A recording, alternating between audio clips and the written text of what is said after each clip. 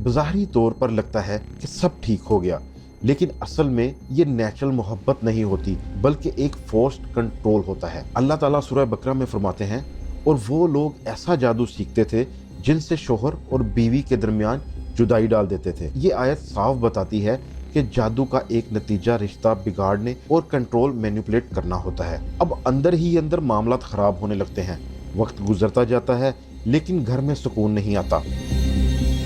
शक, गुस्सा और अजीब सी बेचैनी बढ़ती है। बीवी को लगता है कि उसने अपने शोहर को हासिल कर लिया, लेकिन असल में वो एक इंसान नहीं बल्कि एक टूटा हुआ ज़हनी सिस्टम होता है। और सबसे बड़ा नुकसान, दोनों का कनेक्शन अल्लाह ताला से कमज़ोर हो जाता है, जो सबसे बड़ी खतरे की अलामत है। जादू कभी मोहब्बत पैदा नहीं करता, सिर्फ डिपेंडेंस, कन्फ्यूजन पैदा करता है। जैसे हमने पहले भी जिक्र किया, सूरह बकरा में अल्लाह ताला फरमाते हैं, मगर वो किसी को नुकसान नहीं दे सकता मगर अल्लाह के इज़्न से, अल्लाह के हुक्म से। यानी असली कंट्रोल अल्लाह पाक के हाथ में है।